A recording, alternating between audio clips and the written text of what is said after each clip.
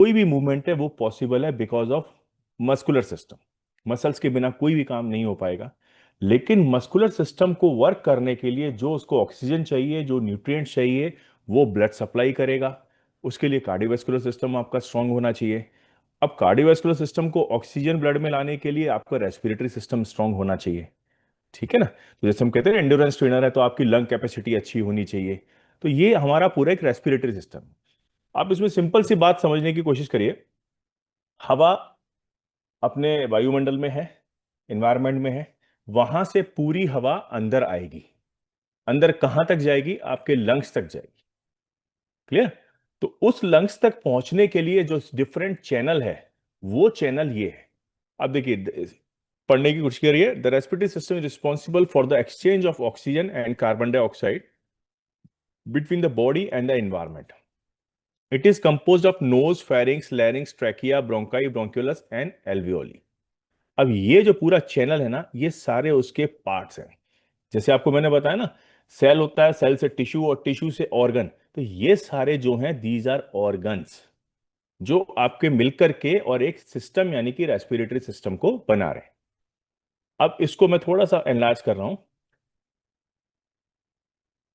आप ये देखिए, नेजल कैविटी आपकी नोज है, नॉस्ट्रिल्स हैं आपके दोनों। से आपकी जो एयर है वो अंदर जाएगी। तो फर्स्ट कम्स फेरिंग्स, ये जो आपका गले के अंदर का पार्ट है, pharynx. Then we have larynx. अब ये जो चीज आप एपिग्लोटिस देख रहे हैं ना, ये आपके, थोड़ा सा मैं आपको बता दूं, एपिग्लोटिस एक शटर का काम करता है। क्योंकि यहां पर आपकी दोनों चीजें हैं, विंड पाइप भी है और फूड पाइप भी, यानी ईसोफेगस भी है। तो आपने देखा होगा कि जब आप खाना खाते हैं तो कभी ऐसा नहीं होता कि वो विंड पाइप में चला जाए। ठीक है। तो उसके लिए क्या है, यहां पर एक शटर है। ये शटर कहलाता है एपिग्लोटिस। ये हमेशा इस चीज को प्रोटेक्ट करता है कि आपका खाना कहीं भी आपके विंड पाइप में ना चला जाए। अगर विंड पाइप में खाना चला गया तो आपका जो पूरा ब्रीदिंग सिस्टम है वो चोक हो जाएगा। तो इस शटर को कहते हैं हम एपिग्लोटिस। तो सांस आपने जो ली वो नोस्ट्रिल्स और माउथ के थ्रू, फेरिंग्स, लैरिंग्स, और उसके बाद नीचे आकर के ये ट्रेकिया, ट्रेकिया, और ये आपका ब्रोंकस। जो बड़ी बड़ी आपको जो लाइन दिख रही है दैट इज ब्रोंकस। उसके छोटी दो ब्रांचेस ब्रोंक्योलिस, और उसके बाद लास्ट में आता है ये राइट लंग और लेफ्ट लंग, यानी आपके फेफड़े। यहां जाकर के मेनली आपका जो है एक्सचेंज ऑफ गैसेस होता है। आपको ऑक्सीजन ली जाती है और बाकी सारी गैसेस को छोड़ दिया जाता है वापस। क्लियर। तो यहां तक तो आपकी जो पूरी सांस आ रही है, यहां पर आपकी जो ऑक्सीजन के साथ में डिफरेंट और भी गैसेस हैं, पार्टिकल्स हैं, वो सारे के सारे यहां पर। अब देखिए, जब आप सांस ले रहे हैं तो आपकी नेजल कैविटी में आपने देखा होगा कि थोड़े बहुत हेयर लाइन स्ट्रक्चर होते हैं, हेयर्स होते हैं। यहां देखिए, the nose and mouth are the first point of entry for air into the respiratory system. Cavity lined with mucus membrane that helps to warm moisture and filter incoming air. आपने देखा होगा आपके जो knows है, ये थोड़ी सी अंदर उसमें एक म्यूकस सा बना रहता है, मतलब एक जेली टाइप रहती है, और उसके साथ में आपके हेयरी स्ट्रक्चर है। इसका बेसिक बेसिक काम है फिल्ट्रेशन करना। आप जो भी एयर ले रहे हैं उसमें बहुत डस्ट पार्टिकल्स भी आ रहे हैं, सब आ रहे हैं, वो अंदर लंग्स में ना जाएं, वहां इंफेक्शन ना पैदा करें, इसलिए यहां पर ये आपको कुदरत ने आपको ये फिल्टर दिया हुआ है। यहां से एयर फिल्टर होके आपके फेरिंग्स में जाती है। फेरिंग्स गले का एक पार्ट है। Muscular tube that connect the nasal cavity with the larynx, उसके नीचे लैरिंग्स आएगा। ठीक। अब वो जो फेरिंग्स है, ये दो चीजों का पार्ट है, एयर का भी है और फूड का भी। जैसे मैंने आपको बताया, वहां पे एपिग्लोटिस होता है जो शटर का काम करता है। जो फूड आपका है वो कभी भी लैरिंग्स में नहीं जाएगा, वो हमेशा ईसोफेगस में जाएगा, जो उसका फूड पाइप। फिर लैरिंग्स है, लैरिंग्स के बाद ट्रैकिया।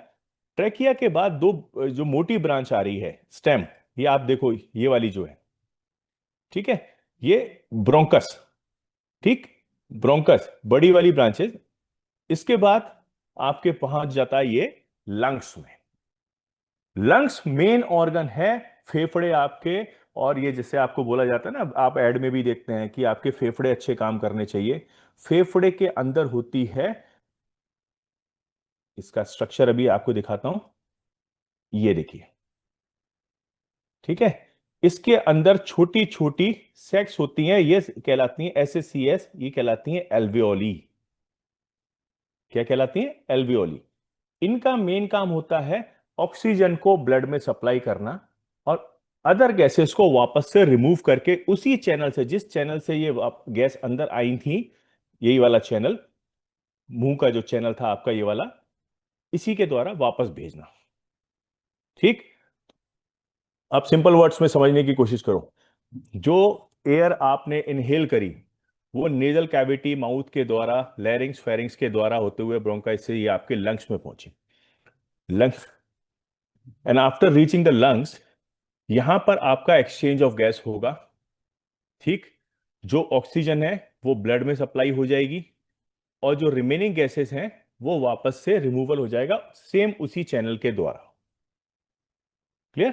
तो आपसे अगर पूछा जाता है कि what are the major parts और ऑर्गन्स ऑफ रेस्पिरेटरी सिस्टम, तो आप यहां से स्टार्ट करेंगे। Nose and mouth, pharynx, larynx, trachea, bronchi, then we have lungs.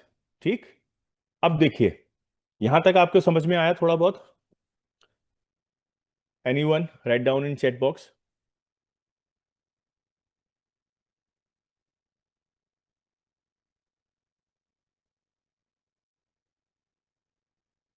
Okay, listen. अब देखिए, ये मेजर पार्ट है। जो आपका लंग्स है, the lungs are the main organ of the respiratory system responsible for the exchange of gases between the air and the blood stream।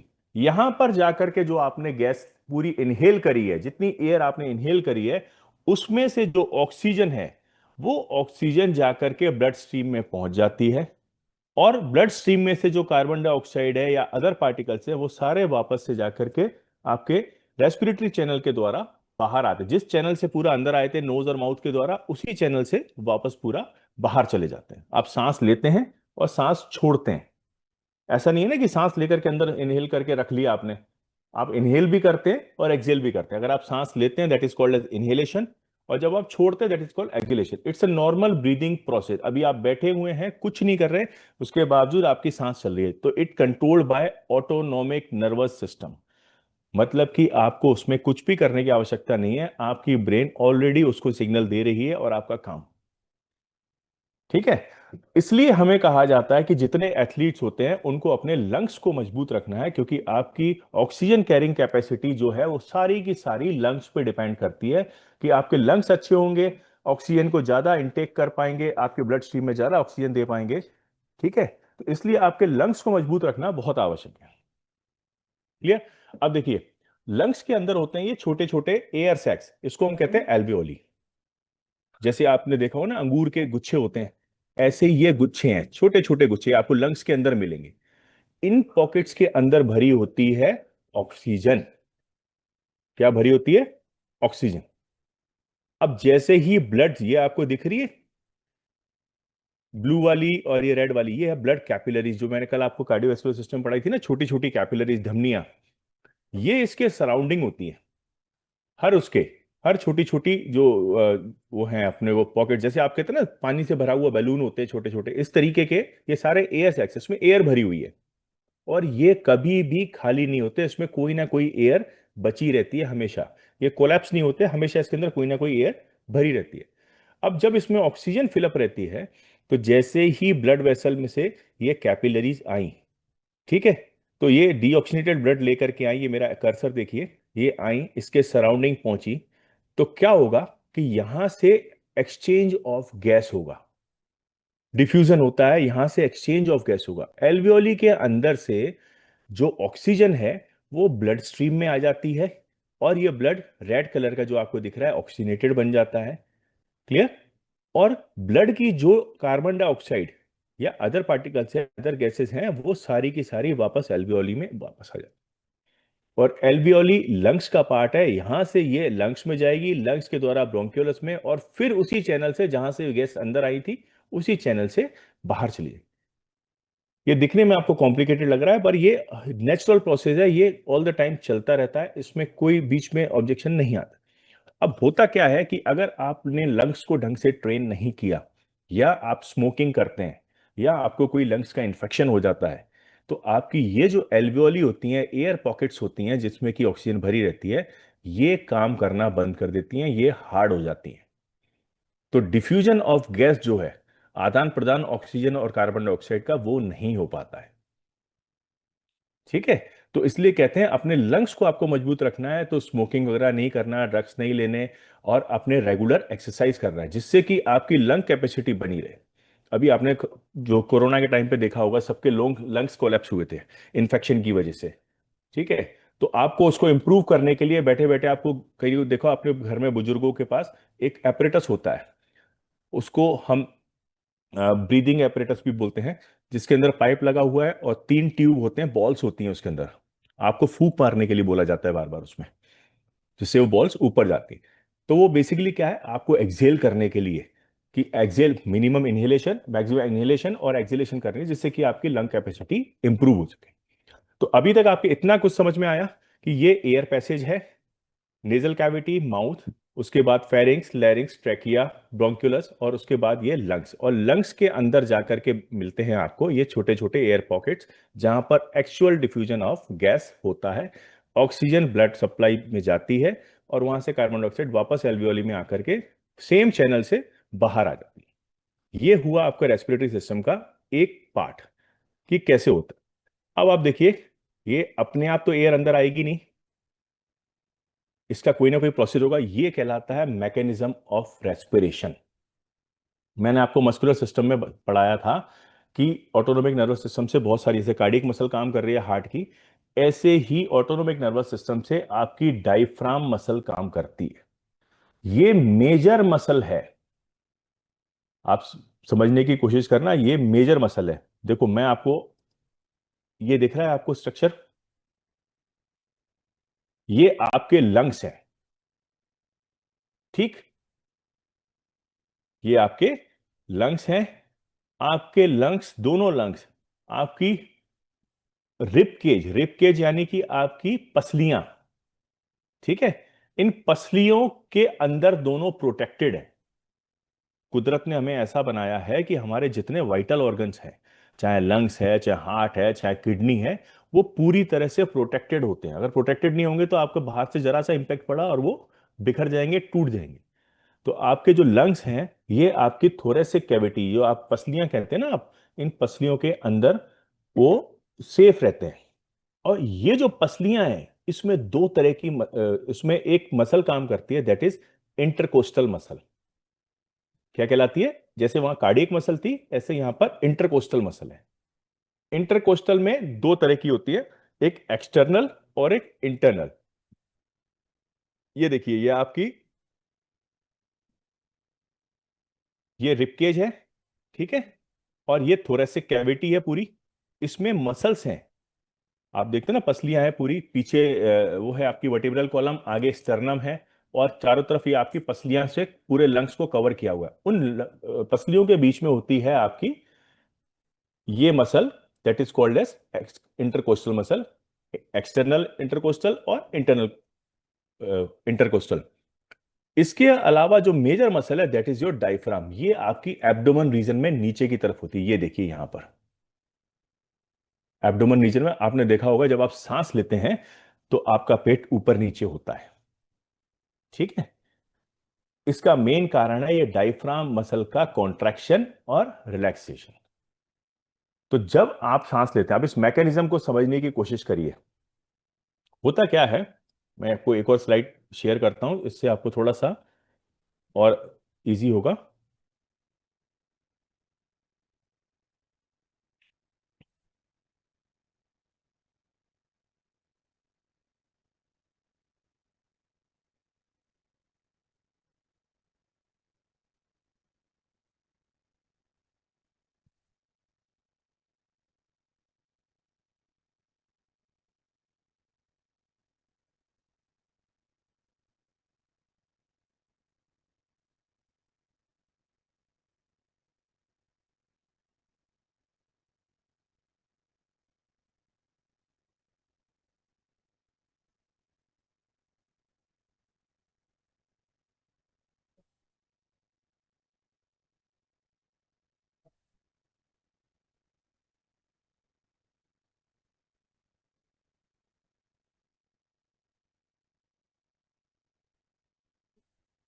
Okay, screen दिख रही है आपको, विजिबल है?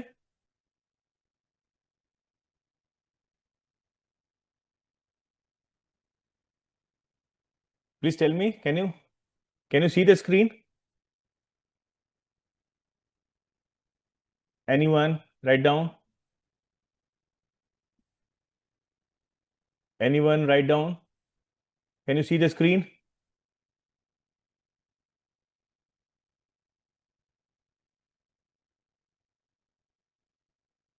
ओके, ये देखिए। Okay, done, thank you. ये respiratory mechanism, ठीक है। रेस्पिरेटरी मैकेनिज्म में दो मेन पार्ट है। एक है आपका इनहेलेशन और एक है एक्सहेलेशन, ठीक है। अब इनहेलेशन और एक्सहेलेशन होता कैसे है? Inspiration and another one is expiration. अब क्या होगा, अब आप समझने की कोशिश करिए। ये देखिए, डायफ्राम आपको नीचे की तरफ दिख रहा होगा। ये डायफ्राम है, जो मेरा कर्सर दिख रहा है आपको, this is called diaphragm. Wait,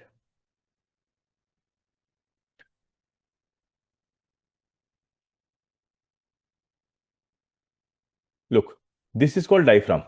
और ये जो है, ये डोम शेप का होता है, कर्व शेप में, ठीक है। ये देखिए, ये इसका जो ओरिजिनल शेप है, ये जब रिलैक्स कंडीशन में इस तरीके का है। अब क्या होता है, जैसे आपको सांस लेना है, तो ऑटोनोमिक नर्वस सिस्टम के द्वारा सिग्नल्स पहुंचा आपके डायफ्राम मसल पे। ये डायफ्राम मसल ने क्या किया, डोम शेप से ये हो गई फ्लैट। कैसी हो गई? फ्लैट। ये देखिए, ये डाउनवर्ड साइन बना हुआ है ना, ये नीचे की तरफ आ गई। और जो ये थोरेसिक कैविटी है आपकी, जिसमें कि आपके इंटरकोस्टल मसल्स हैं, ये इंटीरियर, पोस्टीरियर और साइड टू साइड ये एक्सपेंड करती हैं आपकी थोरेसिक कैविटी को। आपने देखा होगा ना, आपकी छाती ऊपर नीचे होती है, साइडवेज फैलती है। ये नेचुरल है, आप अभी ऑब्जर्व करके देखेंगे, आप सांस ले रहे हैं ना, तो सांस चल रही है तो अपने आप आपकी पसलियां ऊपर नीचे हो रही हैं, तो आपकी इंटरकोस्टल मसल्स काम कर रही हैं। अब क्या होता है, जब आपको सांस लेनी होती है, तो जो डायफ्राम है, ये डोम शेप की बजाय फ्लैट हो जाता है, नीचे की तरफ को चला जाता है, एब्डोमेन से नीचे की तरफ को चला जाएगा। और जो आपकी थोरेसिक कैविटी है, ये दिख रही है आपको, थोरेसिक कैविटी, रिब केज, ये बाहर की तरफ एक्सपेंड होते हैं। अब देखिए क्या होगा, जब ये बाहर की तरफ एक्सपेंड हुए, डायफ्राम नीचे की तरफ चला गया, तो आपकी पूरा जो एक थोरेसिक कैविटी है, जो आपकी पूरी एक कैविटी बनी हुई है जिसके अंदर की लंग्स फिट हैं, वो पूरी एक्सपेंड हो गई, बढ़ गई, साइज उसका बढ़ गया। यानी कि वॉल्यूम उसका, उसमें टोटल कैपेसिटी उसकी बढ़ गई। अब क्या होता है, आप इस चीज को समझने की कोशिश करिए। जहां पर वॉल्यूम ज्यादा होगा, वहां पर एयर का प्रेशर कम होगा। वॉल्यूम ज्यादा, एयर प्रेशर कम। और एयर हमेशा हाई प्रेशर से लो प्रेशर की तरफ मूव करती है। ये देखो, इसको समझने की कोशिश करो। डायफ्राम कॉन्ट्रैक्ट हुआ, intercostal thoracic volume vertically, intercostal contract expanding the ribcage, increase thoracic volume laterally, ठीक है। इंस्पिरेशन के टाइम पे क्या हुआ, डायफ्राम थोड़ा सा फ्लैट हो गया, इंटरकोस्टल मसल की वजह से ये पूरा जो एरिया था वो एक्सपेंड हो गया, तो टोटल वॉल्यूम जो था वो अंदर लंग्स के अंदर बढ़ गया और प्रेशर अंदर कम हो गया। लंग्स के अंदर वॉल्यूम बढ़ गया और प्रेशर कम हो गया। तो जो एयर थी वो हमेशा हाई प्रेशर से लो प्रेशर जोन की तरफ जाती है, हाई प्रेशर जोन से लो प्रेशर जोन की तरफ। इन्वायरमेंट का जो बाहर का प्रेशर था वो हाई था, लंग्स के अंदर प्रेशर कम था। तो जैसे ही हाई प्रेशर बाहर का, उसने देखा कि लंग्स के अंदर लो प्रेशर है, तो एयर नोज और माउथ की थ्रू अंदर की तरफ गई, लंग्स की तरफ चली गई, ठीक है। तो ये प्रोसेस कहलाता है इंस्पिरेशन। आपकी थोरेसिक कैविटी ने, इंटरकोस्टल मसल ने थोरेसिक कैविटी को चौड़ा किया, आगे पीछे साइडवेज, और डायफ्राम नीचे जाने की वजह से नीचे की तरफ एक्सपेंड हो गया आपका थोरेसिक कैविटी।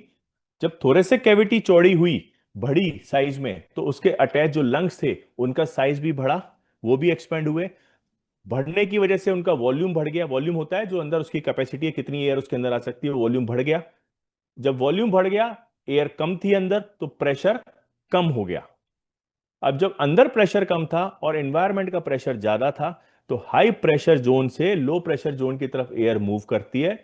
ये कांस्टेंट फिनोमेना है, ठीक है, साइंस है।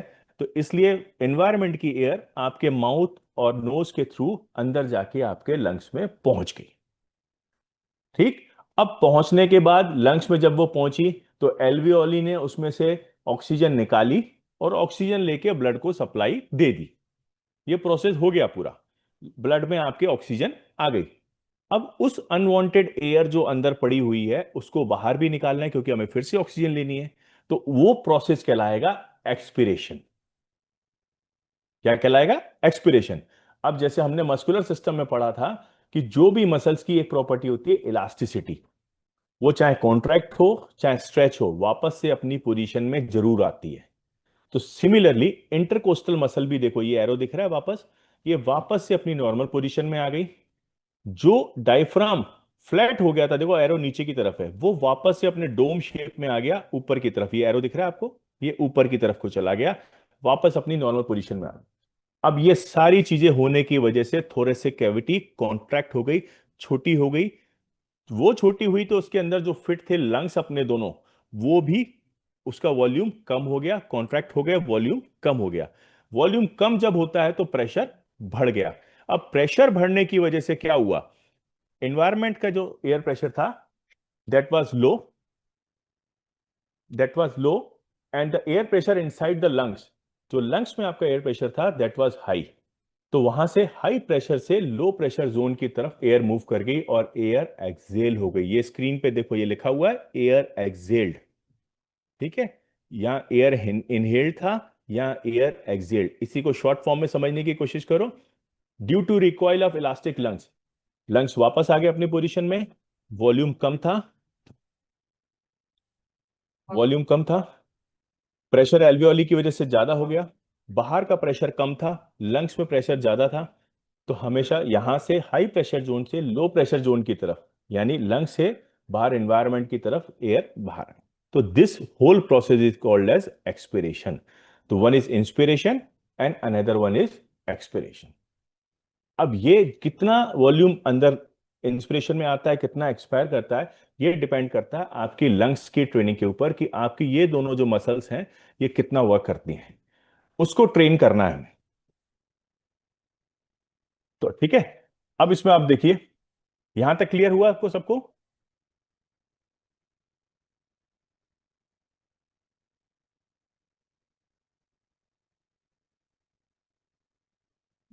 Anyone write down?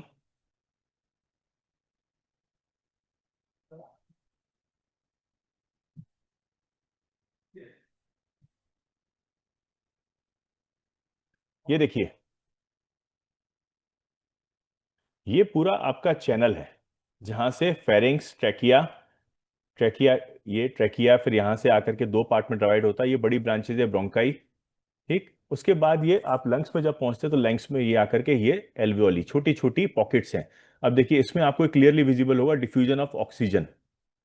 ऑक्सीजन यहां से ब्लड स्ट्रीम में चली जाती है, ये कैपिलरीज जो आ रही हैं, छोटी छोटी धमनियां, ऑक्सीजन उसमें सप्लाई होगी ब्लड स्ट्रीम में।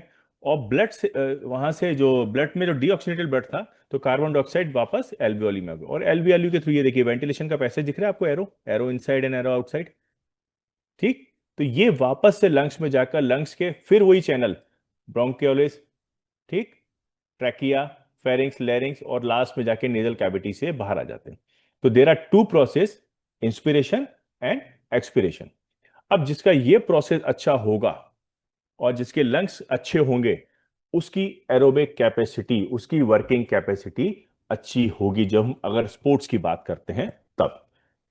ठीक है, अब देखिए, अब इसके डिफरेंट वॉल्यूम्स होते हैं जो आपको स्पोर्ट्स में मेजर करने के लिए भी होते हैं, जिससे कि आप एक इंडिविजुअल की लंग कैपेसिटी को फाइंड आउट कर सकते हैं कि उसके लंग्स कितने अच्छे काम कर रहे हैं। ठीक है, हम जैसे एक नॉर्मल इंडिविजुअल है, जल्दी थक जाता है, थोड़ी देर बाद ही कहने लग जाता है कि मेरी सांस नहीं ली जा रही है, दिक्कत हो रही है, तो इट मीन्स उसकी लंग कैपेसिटी अच्छी नहीं है। लेकिन लंग कैपेसिटी को फाइंड आउट करने के डिफरेंट प्रैक्टिकल मीन्स भी होते हैं। अब आप यहां पर ये जो आपको स्क्रीन दिख रही है सामने, इसको समझने की कोशिश करो थोड़ा सा। एक होता है टाइडल वॉल्यूम, सबसे पहले रेस्टिंग टाइडल वॉल्यूम, ये सब आपको दिख रहा है छोटा सा। ठीक है, ये टाइडल वॉल्यूम है जो नॉर्मल आप इंस्पायर कर रहे हो, एक्सपायर कर, अभी आप बैठे हुए हो ना, बैठे हुए हो आप आराम से, तो आप सांस ले रहे हो, ठीक है, तो आप सांस ले रहे हो, तो ये वो टाइडल वॉल्यूम है नॉर्मल कंडीशन में। ठीक। अब आपने क्या किया, जोर से इंस्पायर किया, जोर से सांस खींची अंदर की तरफ, तो वो कहलाएगा इंस्पिरेटरी रिजर्व वॉल्यूम।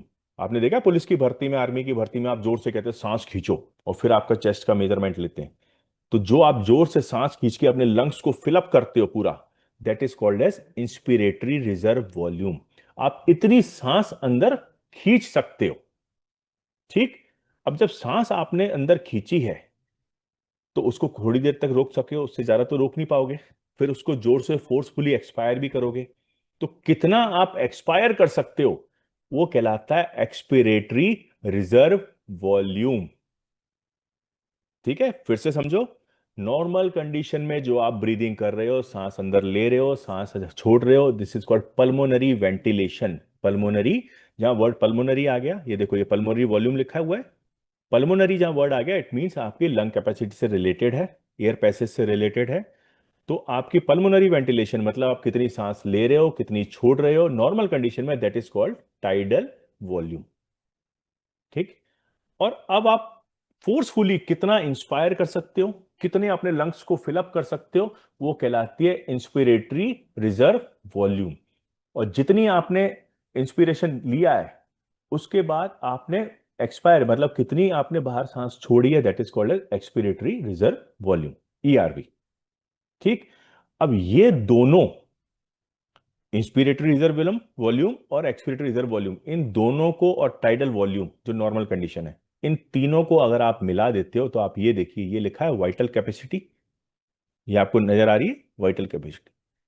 तो ये जो है, ये हमारे स्पोर्ट्स में सबसे मेजर टर्म है, वाइटल कैपेसिटी। इसको हम मेजर करते हैं, इसके द्वारा हम आपके लंग्स को बता सकते हैं कि आपके लंग्स प्रॉपर काम कर रहे हैं या नहीं। जितना फोर्सफुल इंस्पिरेशन करके फोर्सफुल एक्सपायर करने की आपकी क्षमता होगी, वो एक एपरेटस है जिसको हम स्पायरोमीटर कहते हैं। वो स्पायरोमीटर में अगर आपने वाइटल कैपेसिटी नापी, आपका जितना आप उसमें एक्सेल करोगे, उतना उसका मीटर घूमेगा और वो आपके पास यूनिट आ जाएगी। जिसकी जितनी ज्यादा यूनिट, इसका मतलब उसकी उतनी अच्छी वाइटल कैपेसिटी, उतनी अच्छी उसकी लंग कैपेसिटी।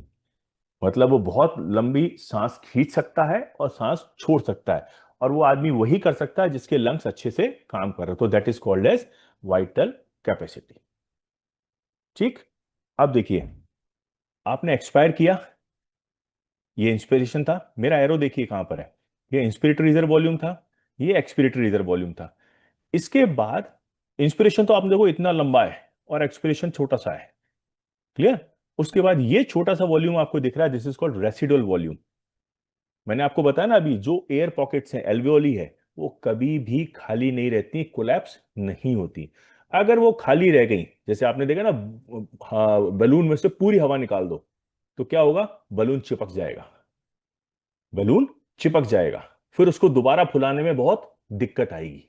वही चीज होती है, अगर एल्वियोली में से पूरी हवा निकल गई, तो रेसिडुअल वॉल्यूम उसके अंदर नहीं बचा, तो वो कोलैप्स कर जाएंगे, और जितनी एल्वियोली आपकी कोलैप्स करती जाएंगी, उतनी लंग्स आपके खराब होते जाएंगे। और एल्वियोली खराब होती हैं because of infection, because of smoking. ठीक। जैसे अभी कोरोना आया, कोरोना में इंफेक्शन की वजह से यही एल्वियोली आपकी खराब हो रही थी, लंग्स आपके प्रॉपर एयर अंदर पैसेज नहीं बन पा रहा था, आपका इंस्पिरेटरी रिजर्व वॉल्यूम और एक्सपिरेटरी रिजर्व वॉल्यूम नहीं बन पा रहा था। क्यों? क्योंकि आपकी सांस लेने की क्षमता और एल्वियोली के फूलने की क्षमता वो खराब हो रही थी। लंग्स कंसोलिडेट, आपको निमोनिया हो जाता है ना, तब भी आपके लंग्स पर इंफेक्शन होता है, आपकी एल्वियोली जो होती हैं वो हार्ड हो जाती हैं। हार्ड होने की वजह से क्या होगा, कंसोलिडेट होने की वजह से उनकी एयर लेने की और छोड़ने की जो क्षमता है वो कम हो जाती है। इसलिए रेसिडुअल वॉल्यूम हमेशा आपके अंदर रहता है, जो आपकी एल्वियोली को हमेशा फुला करके रखता है, क्लियर। तो इंस्पिरेट टाइडल वॉल्यूम नॉर्मल कंडीशन में, इंस्पिरेटरी रिजर्व वॉल्यूम जोर से सांस ली, एक्सपिरेटरी रिजर्व वॉल्यूम जोर से सांस छोड़ी। अब इन तीनों को मिलाकर के बनती है अपनी वाइटल कैपेसिटी। इसको हम मेजर करते हैं अपने स्पोर्ट्स में वेट या ड्राई स्पायरोमीटर के द्वारा, जिससे कि आपकी लंग कैपेसिटी को फाइंड आउट किया जा सकता है। ठीक। अब देखिए, ये तो नर्वस कंट्रोल हो गया, डायफ्राम ये ऑटोनोमिक नर्वस सिस्टम से होता है, इसका मैंने आपको बता दिया, क्लियर। अब इसमें एक चीज और समझने वाली है।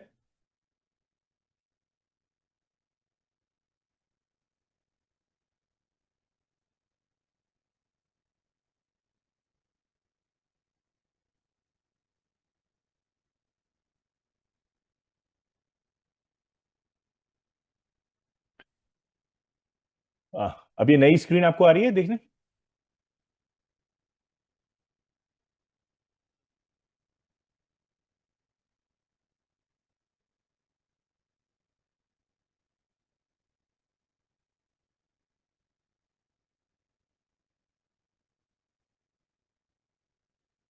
Anyone write down? Can you see the new screen?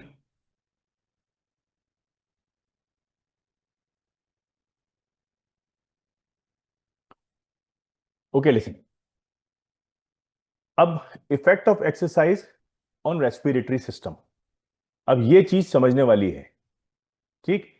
अब देखिए, the total lung volume, endurance training increase volume and capacity of lung vital capacity which is maximum volume of air. ठीक। द ट्रेन्ड एथलीट में have vital capacity 5 to 6 litre, whereas untrained individual have vital capacity of 3 to 4 litres. अब आपका lungs की जो thoracic muscles हैं आपकी, मैंने आपको समझाया ना, जैसे वहां कार्डियक मसल थी, यहां पर आपके थोरेसिक कैविटी में इंटरकोस्टल मसल्स।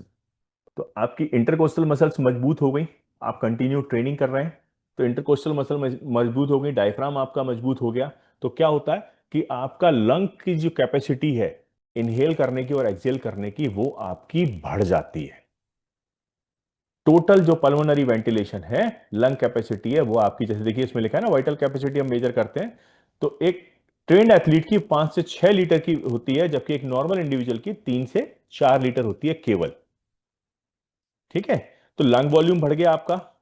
दूसरा क्या हुआ, ब्रीदिंग की फ्रीक्वेंसी आपकी बढ़ जाती है पर मिनट। आप जो पहले 7 से 8 ब्रीथ ले रहे थे, और अब कितनी, 12 से 20 ब्रीथ पर मिनट होने लगी आपकी ऑटोमेटिकली। ठीक है, आपकी रेस्पिरेटरी की रेट अपने आप बढ़ गई, जिसकी वजह से क्या होगा कि आपको मैक्सिमम ऑक्सीजन इनसाइड जा रही है आपके, और कार्बन डाइऑक्साइड बाहर निकल रही है। तो आपको प्रॉपर सप्लाई ऑफ ऑक्सीजन मिल पा रही है।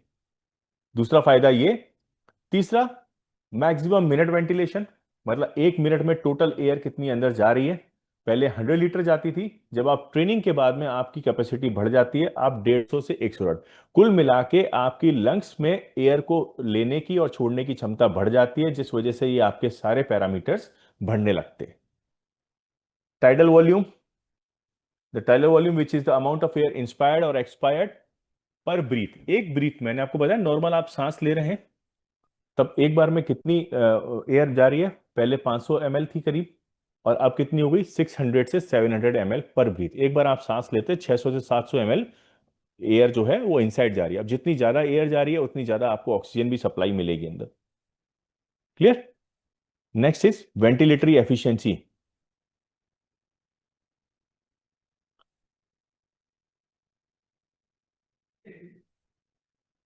वेंटिलेटरी एफिशिएंसी, अब आप समझने की कोशिश करिए। आपने एक ऑक्सीमीटर होता है, आप अपनी उंगली पे लगाते हैं, आप उसमें देखते हैं कि सेचुरेशन कितना आ रहा है। सेचुरेशन का मतलब आपकी बॉडी के ब्लड में कितनी ऑक्सीजन आ रही है। ठीक है, जब कोई इन्फेक्शन वगैरह होता है, अब जैसे कोरोना में आप लगा रहे थे, तो 99%, 98% की बजाय 92% तक आ रही थी। कहने का मतलब बॉडी आपकी कितनी ऑक्सीजन को यूटिलाइज कर पा रही है। Ventilatory efficiency increase, normally 15 liter of air is required to get 1 liter of oxygen, but trained individual get the same amount of oxygen, that is 1 liter less air than 12 liters. Thus the trained person can get the same amount of oxygen from less air. कहने का मतलब है कि जहां हम पहले 15 litre की air अंदर लेने के बाद केवल 1 लीटर ऑक्सीजन ले पा रहे थे, कंज्यूम कर पा रहे थे, वहीं 12 लीटर एयर लेने पर हम 1 लीटर लेने लगे। कैसे? देखो, पहले 15 लीटर लेना पड़ रहा था 1 लीटर ऑक्सीजन के लिए, अब हम ले रहे हैं केवल 12 लीटर 1 लीटर ऑक्सीजन के लिए। क्यों हुआ ऐसा? क्योंकि हमारी ऑक्सीजन कैरिंग कैपेसिटी लंग्स के अंदर, जो हमारी एल्वियोली में जो डिफ्यूजन ऑफ गैस था, वो बढ़ गया। इस वजह से हम कम एयर में ही ज्यादा ऑक्सीजन को ग्रहण कर पा रहे हैं। ठीक। Pulmonary diffusion, diffusion is the exchange of gas taking place in the small air sacs in our lung during maximum level of exercise. More air sacs becomes active for diffusion. जितनी आप exercise करेंगे, lungs के अंदर जो air pockets हैं alveoli, वो ज़्यादा activate हो जाएंगी, क्योंकि उनको कंटिन्यूस ट्रेनिंग मिल रही है, इस वजह से वो ज़्यादा एक्टिव हो जाएंगी। वहां पर जो एयर का एक्सचेंज होता है, ऑक्सीजन और कार्बन डाइऑक्साइड का, वो बहुत अच्छी तरह हो जाएगा, एफिशिएंटली हो जाएगा। उसके सराउंडिंग जो कैपिलरीज हैं, जैसे हमने मसल में भी पढ़ा था ना, कैपिलरीज सराउंडिंग जो होती हैं वो बढ़ जाती हैं, ऐसे ही इसके सराउंडिंग में कैपिलरीज बढ़ जाती हैं, जिस वजह से जो पल्मोनरी डिफ्यूजन है ऑक्सीजन और कार्बन डाइऑक्साइड का, वो इंप्रूव हो जाता है। ठीक। तो कुल मिलाकर के आप जब भी एक्सरसाइज करते हैं तो आपकी जो टोटल लंग कैपेसिटी है वो इंप्रूव होती है, जिससे कि आपकी जो ऑक्सीजन कैरिंग कैपेसिटी है वो बढ़ने लगती है। मैं आपको।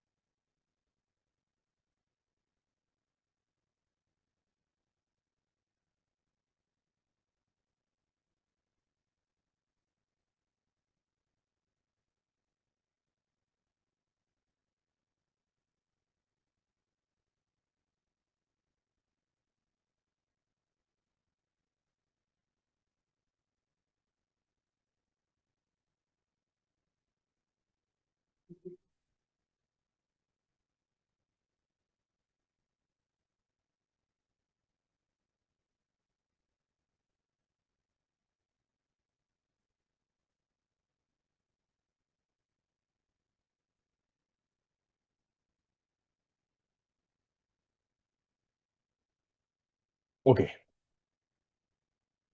ये देखिए,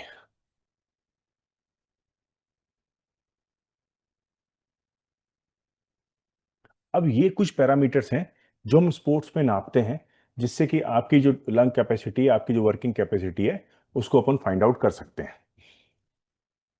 पहला होता है VO2 मैक्स। ठीक। VO2 मैक्स क्या है? It is the maximum amount of oxygen a person can use during exercise. ठीक है। It is measured in millimetres oxygen per kilogram body weight per minute. A higher VO2 max generally means better fitness and can be improve through high intensity interval training. अब ये जो test है, ये एक normal test नहीं है, इसके लिए पूरा लैब प्रोसेस चाहिए। लैब टेस्टिंग के द्वारा आप इसको कर सकते हैं। ठीक है। इसके लिए प्रॉपर इक्विपमेंट होते हैं, जो आपका टोटल जितना आपने ऑक्सीजन कंजप्शन किया ड्यूरिंग इंटेंस एक्सरसाइज, उसके बारे में पूरी जानकारी देता है। अब जितना अच्छा आपकी VO2 मैक्स होगा, higher VO2 max suggest better cardiovascular fitness, उतना अच्छा आप ये समझिए कि आपकी जो कार्डियोवैस्कुलर फिटनेस है वो। हम नॉर्मली उसको करने के लिए, फाइंड आउट करने के लिए हम क्या करते हैं? एक तो 1 माइल वॉक टेस्ट है। आप 1 माइल वॉक कराने के बाद उसकी मैक्सिमम हार्ट रेट लेते हैं और रेस्टिंग हार्ट रेट लेते हैं। ठीक। और ये जो फॉर्मूला है उसके द्वारा उसको फाइंड आउट करते हैं VO2 मैक्स कितनी, 15 into maximum heart rate divided by resting heart rate. दूसरा जो तरीका है इसका, 12 मिनट कूपर टेस्ट, ये आपने सबने सुन रखा होगा।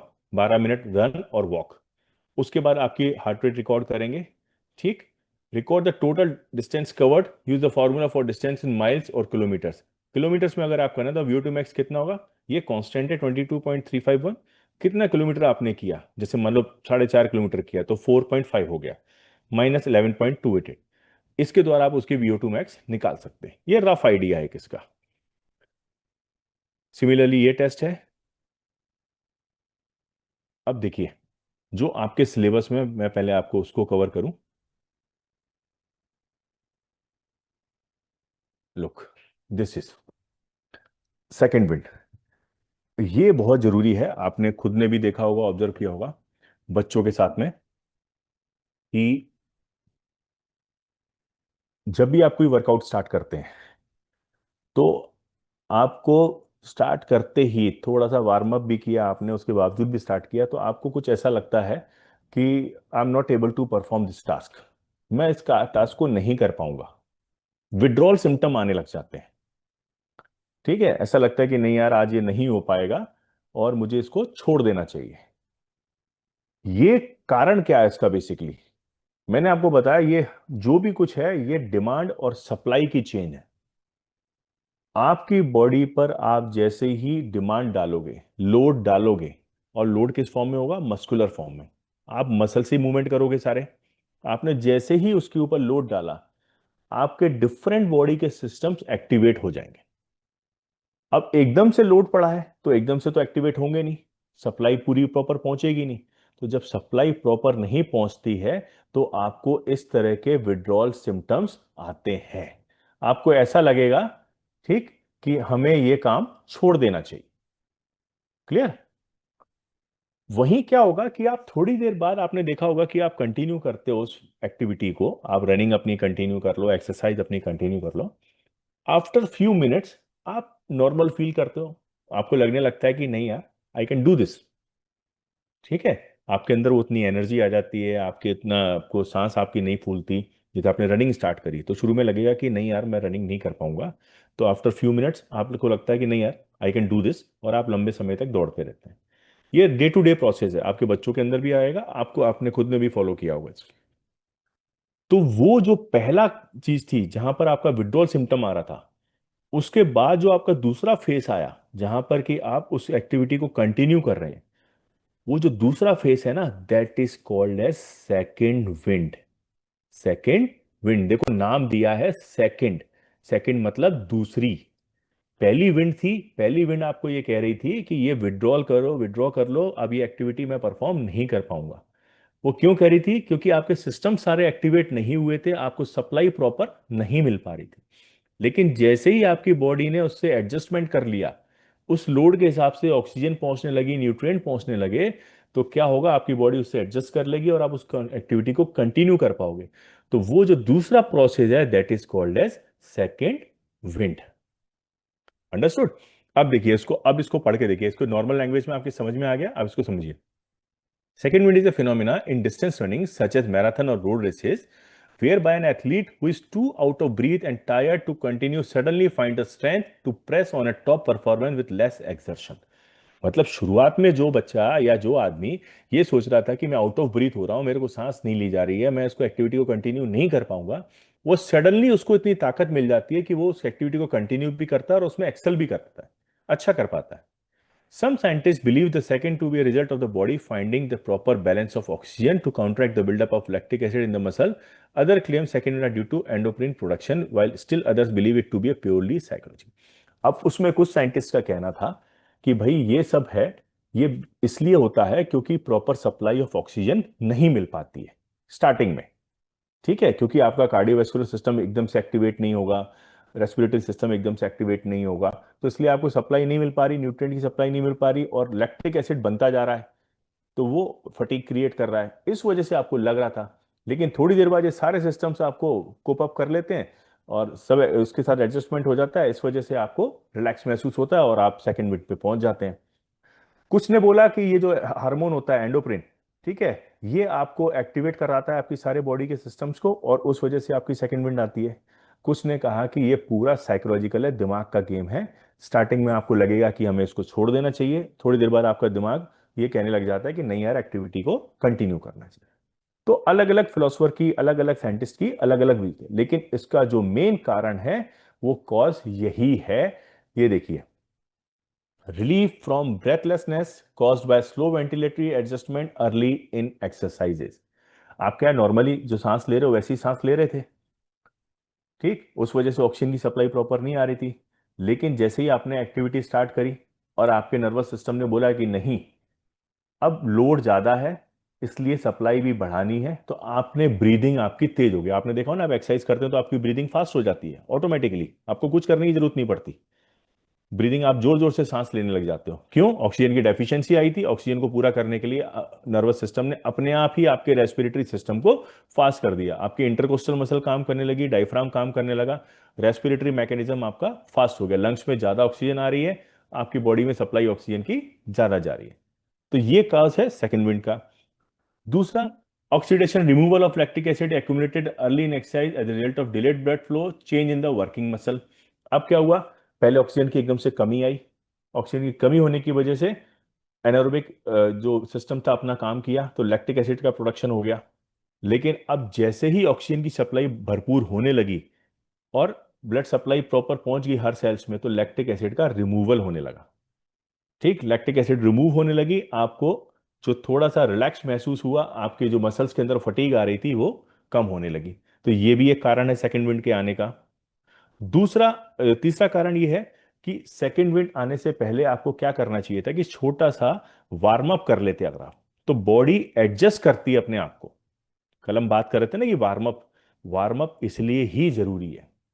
बॉडी का टेम्परेचर और बॉडी के सारे सिस्टम्स को एक्टिवेट करने के लिए, आपके जॉइंट्स की मोबिलिटी को बढ़ाने के लिए, आपकी मसल्स की सपलनेस को बढ़ाने के लिए, और साथ में आप जो वर्कलोड लेने वाले हो उसके लिए आपके रेस्पिरेटरी सिस्टम, मस्कुलर सिस्टम और कार्डियोवैस्कुलर सिस्टम को तैयार करने के लिए वार्म अप बहुत आवश्यक है। अगर आप वार्म अप करोगे तो सेकंड विंड जो आपकी है वो आने के चांस ही नहीं रहेंगे। आप जब भी स्टार्ट करोगे तो सेकंड विंड से ही स्टार्ट करोगे, आपका विड्रॉल सिम्टम आएगा ही नहीं। ठीक है, तो इसलिए वार्म अप बहुत आवश्यक है। फिर because of local muscle fatigue particular of the diaphragm, आपके पेट में सबसे आप देखा होगा जो क्रैम्प्स वगैरह आते हैं साइड में, वो इसीलिए कि वहां पर ऑक्सीजन की सप्लाई नहीं थी और डायफ्राम प्रॉपरली काम नहीं कर पा रहा था और सारी मसल्स में से ऑक्सीजन खिंच गई थी। लेकिन जब प्रॉपर सप्लाई हुई, डायफ्राम मसल पे भी अब प्रॉपर ऑक्सीजन सप्लाई पहुंचने लगी, ठीक है, वहां पर न्यूट्रिएंट्स पहुंचने लगे, तो आपका जो फटीग था वहां का वो रिलैक्स हो गया। और फिर आता है कारण due to psychological factor. Psychological factor कैसे? हमेशा आप जब भी होगे तो एंजाइटी होती होती है। आप भी कोई भी एक्टिविटी या कंपटीशन में जाते हैं तो एंजाइटी होती है, आपको दिमाग में एक अलग ही सेंस रहता है कि यार ये काम करना है, ये करना है, करना है, और थोड़ी देर बाद आप उसमें से रिलैक्स हो जाते हो। तो ये जो साइकोलॉजिकल फैक्टर है ये पूरा आपके नर्वस सिस्टम से कंट्रोल्ड है। आप उस चीज के लिए तैयार थे नहीं थे? अगर नहीं थे तो आपको सेकेंड विंड लेट आएगी। ठीक, अगर आप उस काम के लिए तैयार थे, वार्म अप वगैरह करके अपने बैठे हुए थे, मेंटली प्रिपेयर थे, तो आपकी सेकेंड विंड जल्दी आ जाएगी।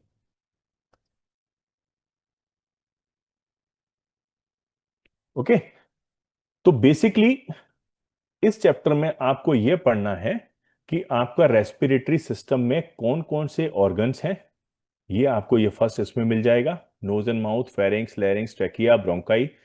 ठीक, उसके बाद लंग्स है, डायफ्राम मसल काम करती है, इंटरकोस्टल मसल काम करती है। ठीक, ये और ब्लड वेसल्स हैं, प्लूरा वगैरह अगर आप नहीं भी समझेंगे तो कोई दिक्कत नहीं है। और इसका फंक्शन कैसे होता है, मैकेनिज्म ऑफ रेस्पिरेशन, तो मैकेनिज्म रेस्पिरेशन बताता है कि, मैं दूसरी स्क्रीन शेयर कर देता हूं आपको, इसमें ज्यादा क्लियर हो जाएगा।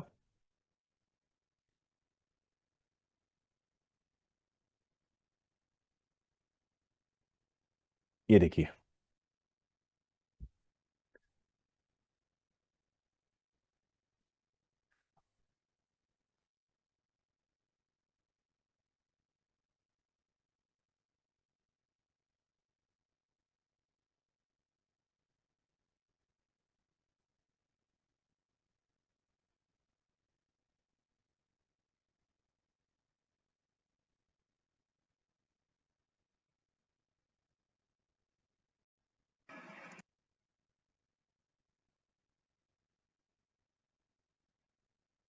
ओके देखिए, ये मैकेनिज्म है इसका।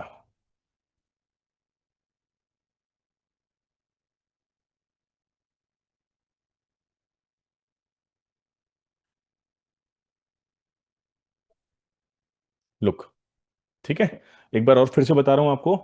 इंस्पिरेशन जब करना है आपको, तो आपके रिब के जो है थोरेसिक कैविटी है, वो इंटरकोस्टल मसल्स उस पूरी थोरेसिक कैविटी को इंटीरियर, पोस्टीरियर और साइड टू साइड एक्सपेंड करेंगी। जो डायफ्राम है आपका नीचे, बिलो द लंग्स, ये डोम शेप का होता है, लेकिन ये नीचे की तरफ फ्लैट हो जाएगा। तो आपकी टोटल इंटर जो रिब केज है जो कैविटी है, थोरेसिक कैविटी, उसका साइज बढ़ जाएगा। उसका साइज बढ़ेगा तो उससे अटैच जो अंदर लंग्स हैं उनका साइज बढ़ेगा। साइज बढ़ने की वजह से लंग का वॉल्यूम बढ़ जाएगा। जहां वॉल्यूम बढ़ता है वहीं प्रेशर कम हो जाता है। तो जो वॉल्यूम बढ़ा, प्रेशर कम हुआ। बाहर की हवा का प्रेशर ज्यादा था तो एयर हमेशा बाहर, एयर हाई प्रेशर से लो प्रेशर जोन की तरफ जाती है। तो एनवायरमेंट से प्रेशर जो एयर है वो इनहेल होगी और वापस जाके लंग्स में पहुंच जाएगी। वहीं एक्सपिरेशन में क्या होगा, ये सारी मसल्स चूंकि इलास्टिक होती हैं वापस से अपनी पोजीशन में आएंगी। डायफ्राम वापस से डोम शेप का हो जाएगा और पूरे लंग्स को कॉन्ट्रैक्ट करेगा। कॉन्ट्रैक्ट होने की वजह से वहां पर वॉल्यूम उसका जो लंग्स का है वो कम होगा। वॉल्यूम कम होता है तो प्रेशर ज्यादा होगा। लंग्स का प्रेशर ज्यादा था, एनवायरनमेंट में एयर प्रेशर कम था। हाई प्रेशर जोन से एयर लो प्रेशर जोन की तरफ बाहर आ जाएगी, उसी चैनल से जिस चैनल से अंदर गई थी एयर और नोज के थ्रू, और ये एयर एक्सेल हो जाए। ठीक। और जो लंग्स है, लंग्स के अंदर ये छोटे छोटे एयर पॉकेट्स होते हैं, एल्वियोली। यहां एल्वियोली पर जाकर के जो आपके कैपिलरीज है, ब्लड कैपिलरीज, ये देखिए ना, ब्लड कैपिलरीज लिखा हुआ है। यहां पे जाकर के एयर का जो डिफ्यूजन ऑफ गैसेज होता है, ऑक्सीजन ब्लड वेसल्स में पहुंच जाती है, एल्वियोली से ट्रांसफर होकर, ये लिखा है डिफ्यूजन ऑफ गैस। थोड़ा सा इसको एनलार्ज करता हूं, आप देखिए। ये देखिए डिफ्यूजन ऑफ ऑक्सीजन। ऑक्सीजन यहां से ये एरो बना हुआ है, कैपिलरीज में जाएगी यानी ब्लड में जाएगी। और वहां से जो carbon dioxide, diffusion of carbon dioxide, ये देखिए कार्बन डाइऑक्साइड, ये ब्लड कैपिलरीज से एल्वियोली के अंदर आ रही है। और ये वेंटिलेशन प्रोसेस है। ये एल्वियोली दिख रही है आपको ये पूरी। यहां से ऑक्सीजन इधर चली गई, कार्बन डाइऑक्साइड इधर आ गई। अब जो कार्बन डाइऑक्साइड वापस आई, ये पूरी वेंटिलेशन यहां से वापस चली जाएगी यानी कि लंग्स में, और लंग्स से फिर वही ब्रोंकस, ब्रोंकियोलिस, ट्रैकिया, और वापस जाके एयर के अपने नोज एंड माउथ के थ्रू बाहर निकल जाएगी। तो जो एक्चुअल एक्सचेंज ऑफ गैस होता है वो यहां पर एल्वियोली यानी कि एयर पॉकेट्स में होता है। ठीक है।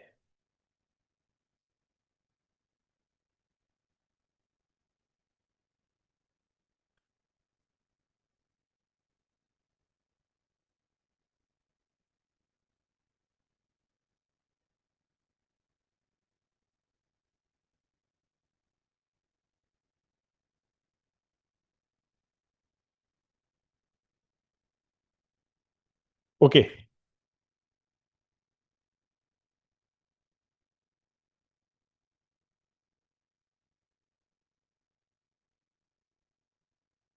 आई am unmuting you and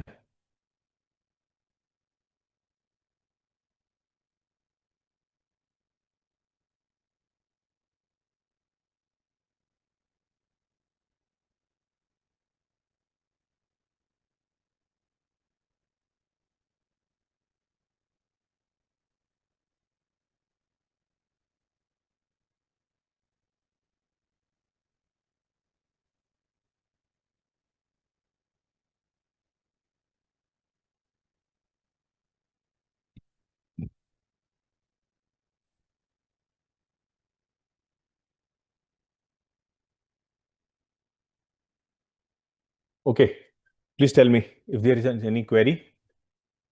sir yes. Sir एक छोटी सी सर निकल सर रहा वो है। सर